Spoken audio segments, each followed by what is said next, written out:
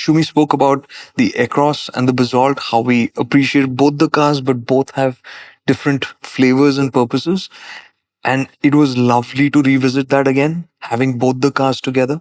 So the first time when we drove the Basalt was in Goa, and we just got a chance to spend some time with the Aircross. So we had said that we have certain thoughts, we think this is how they stack up, and it turns out that's exactly the case. The Basalt. Were you surprised by how accurate your feelings were? It feels, because I'm never surprised by how accurate your feelings thanks are. so I'm a much. huge fan. Thanks. No, I mean, it's been a long time. So, somewhere you start, the granularity goes away.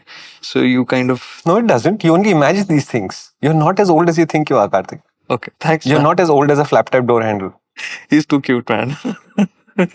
So, so the lovely part about. No, hang on a minute. You're glossing over this too quickly. Are you part of the Kartikeya Singh fan club, KSFC? I'm member number 1. Tell me your membership number in the comments. Please continue. Okay. So, in a way, you think about it as two cars that are catering to two different customers, even though they're on the same base. And it is so clearly that.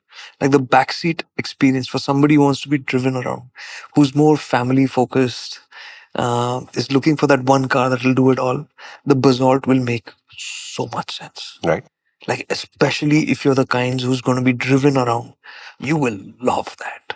It has all the differences that we had felt then, which is that the suspension is more plush.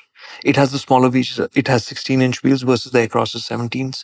The suspension tune feels more plush. The sound insulation in the back seat is better. And we qualified this swapping between the cars. And the sense of space in the back seat is all the little things, right? The seat base is a bit lower, but it's a bit more angled. So you just have this more relaxed seating position. So it's like a laid back feel in that car. And comfy. Like that suspension does work. The one thing that was the stumbling block was the automatic. So they have two engines, right? They have the 1.2 liter naturally aspirated engine, which is available in the base variants. The only ones that we've driven right now in both these cars was the higher end engine, which is the turbocharged 1.2 liter with the 6-speed automatic. Right. Now, when we drove this combination was a little bit of a sticking point. Okay. And which is to say that it felt a little jerky.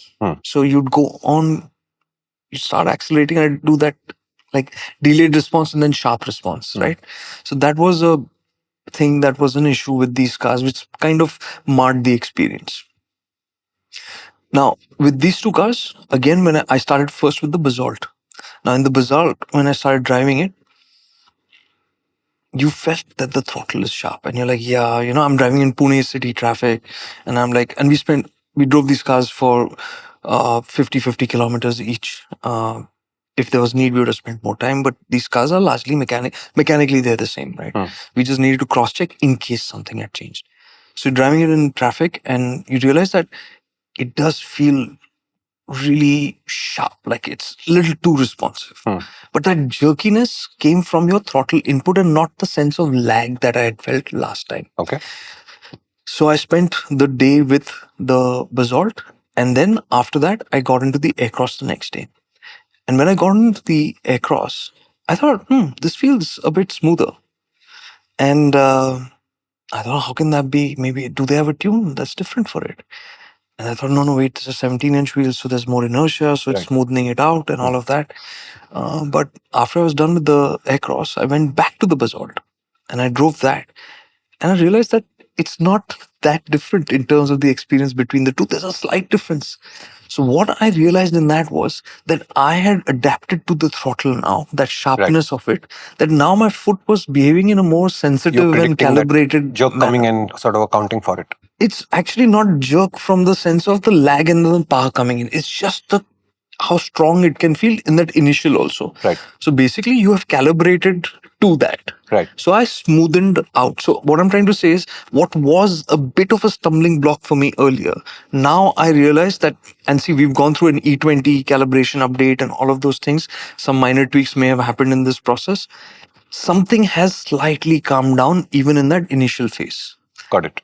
And which means now it becomes a question of you adapting to it, and that's a matter of a few days, and you'll be fine with that. Got it. The upside of this powertrain has been that it's always been so, if you, and as you go past that initial phase, it can be smooth or it can be punchy, whatever you want it to be. So that's the great thing about this powertrain, that it has that flexibility. So if you want to travel, go quickly in traffic, it's done. No hassle. You want to travel quickly on the highway? No hassle. This is something we've seen with this car consistently, with this package of the chassis, the engine, the transmission, that is sitting at 100, 120 kilometers an hour, and it'll just feel like utterly relaxed. Utterly relaxed. That's how both these cars have been, with slight variations in their flavors, right? So that one stumbling block of the engine also seems to be kind of Calm down this time. yeah, like it's no longer something that I'm consciously thinking about. When I was thinking back to the cars before our conversation here and trying to think of the things that I have to talk about, this wasn't the thing that came on top. Right. It was like, yeah, I have to mention this. I have to talk about how my thought process evolved around it. But it's not the red flag that I wanted to raise. Understood. Right? So that was the driving part of it. Suspension, like I said, Basalt plush, quieter in the back seat than the Aircross. It's a funny thing. It does feel significantly quiet in the back seat. And I'm saying Basalt front seat versus back seat. And do these still remain sort of like your comfort benchmarks for this class of cars? Because last time it was pretty close to saying there's just nothing else like this and on the comfort front. There is nothing else. Because to say just take this and do anything, and I'm talking this will be Basalt specifically, because the difference in suspension too. Yeah, I remember you saying Aircross is a little bit more enthusiastic driver oriented, whereas the Basalt is a little bit more, hey, relax. The world is slightly distant from you right now. Yeah. So Basalt is definitely like backseat experience. Amazing. The Citroen Basalt and Aircross have always been cars that have impressed Kartikeya. Now, to fix the deficiencies in the car, they have rolled out the new X variants. Do they really work? We're discussing that on MotorInc First, and you just heard some part of that in this clip. To check out the rest, come to the MotorInc app. MotorInc First is free to watch, and the MotorInc app is always free to download.